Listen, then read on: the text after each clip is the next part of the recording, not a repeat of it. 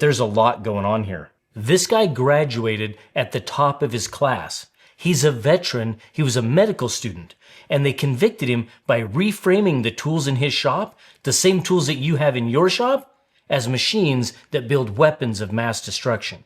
Ghost guns.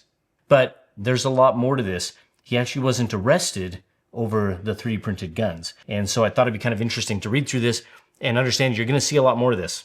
I promise. With the amount of states that have introduced legislation that's centered around ghost guns and 3D printers and CNC machines, this is going to be now a daily occurrence. A federal jury this week found a Harrisburg man guilty of 5 gun-related charges tied to what prosecutors described as a small-scale gun manufacturing operation run from his southern Illinois home that included guns made with a 3D printer. Oh no. Like the people watching this right now, I guarantee you, you have a small-scale gun manufacturing operation in your home. Oh my gosh. It wouldn't matter if you had 200 3D printed firearms at home or if you had 1 or 2. That's just how they're going to label you. Yeah. Anyway, during a May 2024 search of property in Harrisburg belonging to Yaroslav Vishnevsky, federal agents seized 2 unregistered homemade short-barreled rifles, silencers, I've just always called them suppressors, and 2 additional modified firearms that he illegally possessed, prosecutors said. Got some problems there, some NFA items. Investigators also recovered what they described as a workshop for making and modifying weapons, including 3 3D printers, a ghost gunner milling machine, and a drill press with firearm-specific jigs. Okay, that's probably for milling out our 80% lowers. So for those of you who are not familiar with the ghost gunner is basically, it's a CNC machine, and I believe it's by Defense Distributed. Yeah, Defense Distributed, which is Cody Wilson, which is the originator of the very first 3D printed, firearm, the Liberator, I believe. And the machine, I don't know if people take this machine seriously or not. I really don't know. I've never actually seen one in person, but it's a CNC machine that's really kind of designed for, milling out lower receivers, 80% lowers, things like that. It's very, I don't want to call it LARPing or cosplay. I just don't know how serious it's taken. So in the comments, I don't know, tell me if it's something that's common, that people actually buy and use. But anyway, that's what it is. And they're about $3,000. So they're not a super cheap desktop CNC machine. So the evidence shows that he was running a minigun factory. Oh my gosh. The evidence shows that he was running a minigun factory out of his house. Now, the trial offered a rare glimpse into the growing world of home gun making and the challenges facing law enforcement as readily available 3D printers and other tools enable the production of increasingly sophisticated, privately made firearms that often can't be traced, earning them the nickname ghost guns. Again, the news wants you to believe that this is happening frequently, but it's news. The definition of news is that it's not happening frequently. But that's their job, is to sensationalize this, make people reading and watching this to think it's an epidemic. This is not normal, therefore it's news. So it's not an epidemic. There's 350 million Americans, and there's over 1 billion privately owned firearms in our country. This is not a problem. Under federal law, privately made firearms may be legal, even without a serial number, though certain firearms and explosives are subject to registration. That's unimportant. Yes, federally, you can make your own firearm, unserialized, federally. That's completely legal. Now, as I read through this, I need to also say, I am not advocating for breaking the law. That's not happening. We are simply just covering this news article, all right? So wherever you're at, follow the rules. Don't be stupid. Now, Ryan Probst, a special agent with the Illinois State Police Firearms Investigations Unit, testified that customs officials in New York contacted his agency after intercepting a package containing 2 silencers mailed from China to Vishnevsky. Ah, so New York picked up his order. Interesting. Okay, so either they were tipped off or they're scanning those packages.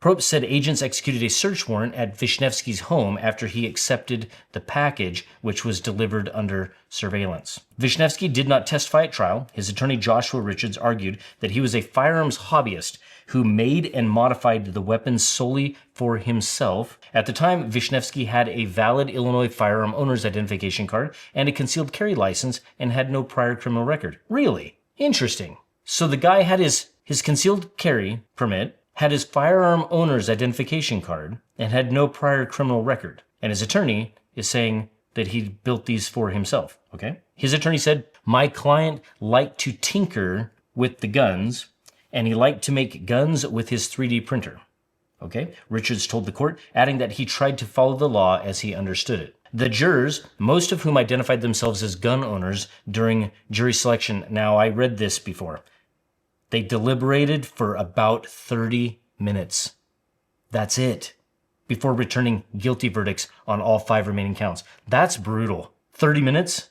So either the evidence was overwhelming or funny how people in your own, I want to call community, right? Or people that kind of have the same passions and hobbies. Yikes. They turned on him pretty quick. He was found guilty of failing to satisfy federal registration and taxation requirements before manufacturing or possessing the 2 short barrel rifles. Those are NFA items. So if he was either modifying or buying or possessing those things without the proper tax stamps, then you can't do that. A shotgun and a silencer subject to those rules, as well as for possessing an imported shotgun with an obliterated serial number. Can't do that. Now notice he wasn't charged with a 3D printing crime. So now Vishnevsky, he says that he's going to appeal. Quote, I am surprised that people do not value their own Second Amendment rights, Vishnevsky texted. The Constitution is the foundation of this country, and the Second Amendment is an inherent natural right. The Founding Fathers couldn't have made it more clear not to be infringed. The government has no place to trespass on a founding principle of this nation. Vishnevsky moved from Ukraine to Greece at age 6 and immigrated to the United States with his parents at age 7. He is now a U.S. citizen. Okay, there you go. He graduated magna cum laude from Boston University in 2014 with a degree in biochemistry and molecular biology. Wow, my wife is a molecular biologist. I don't know if you knew that. Vishnevsky said he then completed Air Force officer training and enrolled at the St. Louis University School of Medicine. Now, Vishnevsky and his wife moved to Harrisburg in 2020, attracted by the opportunities and freedoms he believed the small town could offer them. This is crazy. And this is where I see the pattern that's happening here. Look at his life. Look at the history. Look at all of his accomplishments. A good person, a good guy, a good woman, and nobody wants to make themselves or wants to become a criminal. And this is the trap that so many people fall into here, because each one of these things are not very large, clear violations. These are victimless crimes, right? And you can fall into these traps so darn quickly.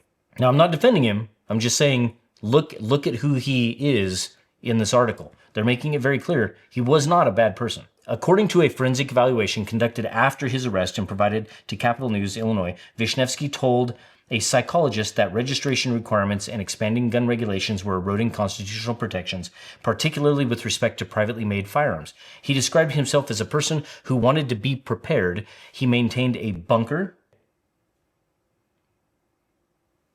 emergency food supplies, and a stockpile of firearms for what he described as security reasons. That's fair. That doesn't make you crazy. There he goes. Quote, I am not a crazy person, he told the psychologist, according to the report, adding that most people, if given the opportunity, would want to be financially secure, self-sufficient, and prepared for emergencies. He compared his preparations to the contingency planning undertaken by governments. Makes sense. I mean, how many people in here can sympathize with that, right? You want some extra fuel, a backup generator, you want some food, you want some firearms, some ammunition, right? You want to be safe and secure if things go sideways. That's very normal to be prepared. In 2021, the U.S. Department of Justice's Office of the Inspector General criticized the Bureau of Alcohol, Tobacco, and Firearms and Explosives efforts to monitor 3D printed guns. While ATF had identified only a small number of criminal cases involving 3D printed guns, auditors said The figure likely understated their use because ATF had no way for law enforcement agencies to specifically report whether a recovered firearm had been made using a home 3D printer. They're saying that it's not common, and then they try and use the excuse that, well, we have no way of reporting it, so we don't know if it's not common or not. Yeah, you would know. Jeffrey Bodell, an ATF firearms enforcement officer who specializes in 3D printing firearms, testified during the trial that he spent the past year and a half operating a federal testing lab that 3D prints firearms almost daily from publicly available designs to better understand how they work and what federal laws they fall under. Illinois has some of the nation's strictest gun laws. In 2022, Governor J.B. Pritzker signed legislation banning most unmarked homemade firearms, or ghost guns. The Illinois law requires privately made firearms to be serialized through a federally licensed dealer. So understand that 18 states across our nation have ghost gun or 3D printing legislation either already passed or in motion right now. This is spreading like wildfire across our country. And again, my comment about the news, this is not an epidemic, but they're going to make you believe that it is. And the more that this spreads from state to state, daily we are going to see news articles like this. And the sensationalizing of it is really what we're going to see. Vishnevsky, however, was prosecuted under federal law, not Illinois's ghost gun statute. He said he rejects the term ghost gun because it attempts to tie gun-making hobbyists to criminal activity. Yep, that's exactly what the term's for. Federal law does not explicitly prohibit people from making firearms with a 3D printer. Nope, it doesn't. All right, so what do we got here? So it looks like he's got a couple of Creality machines. Is that all we can see here? I was kind of looking, I was trying to find some filament, some dryers, just a bunch of miscellaneous stuff, some side cutters, watch, kind of messy in there. Not really seeing anything interesting on that government exhibit 19. The property authorities described as a mini gun factory, that's so terrible, sits in a quiet, unassuming neighborhood in Harrisburg, just a few blocks from the town square. For Vishnevsky, he said it represented his chance to take out a piece of the American dream. So this is his neighbor, Ron Crutchfield, a retired Harrisburg High School history teacher who lives across the street, said the homes had fallen into disrepair, and he was pleased that Vishnevsky and his wife bought them and fixed them up. Crutchfield attended the trial and later told a reporter that he does not believe Vishnevsky intended to do anything wrong. He fell into a hobby, and the hobby happened to be weapons, and I think he got carried away. He kept trying to perfect his weapons, Crutchfield said. He probably should have been an engineer as opposed to trying to be a doctor. And that goes back to what I was saying earlier, and I haven't even read that, or I hadn't even read that yet. People don't want to be bad. Look at the way he was. He didn't want to be a bad person. And again, like his neighbor said, he fell into this hobby, into this passion. The traps are there, and they turn innocent people into criminals. And that's exactly what's happening with this 3D printing legislation, the CNC legislation that's going across the country right now. This is going to turn otherwise wonderful, good people into criminals overnight. Thousands of them, tens of thousands of them. Despite the years between them, Crutchfield said that he developed a close friendship over time. Sometimes he said Vishnevsky would make him 3D printed trinkets such as dragon figurines because he knew Crutchfield liked dragons.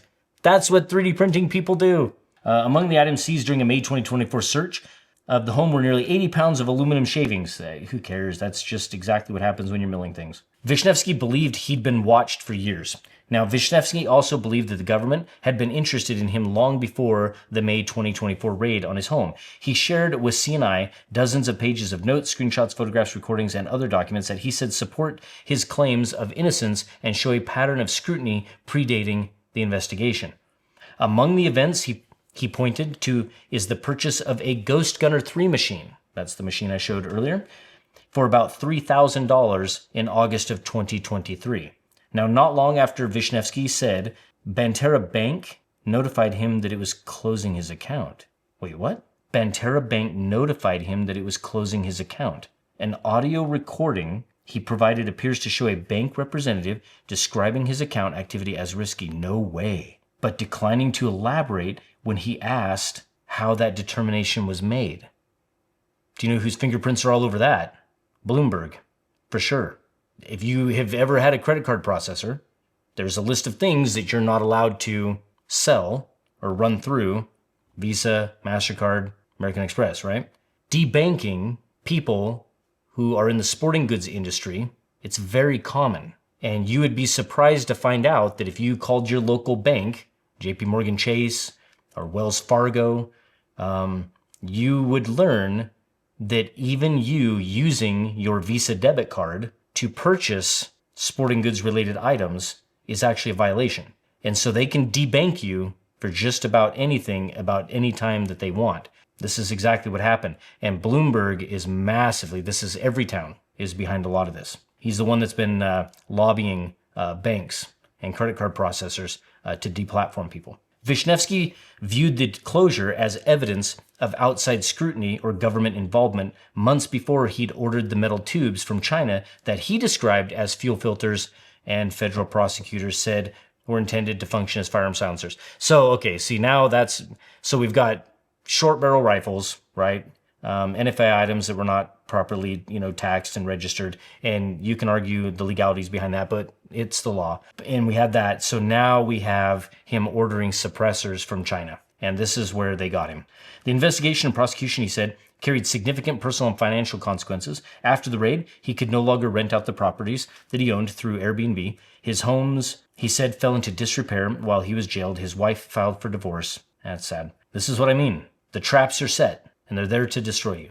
After the verdict, his mother texted a report that she believed the case was a setup and described the prosecution as an effort to make him a criminal. He was good for the community, she wrote. Now he's in jail, house is all damaged, without people. They made bonuses to catch such a terrorist. Sentencing has been set for September 24th at the federal courthouse. So the reason I wanted to share this and the reason I wanted to read through it was because there was a lot going on there. And I think that you are going to see a lot more of this. He made some mistakes, clearly, ordering suppressors from China and calling them, oil filters, fuel filters, whatever. You can't do that. You got to take NFA items very seriously and follow all those rules.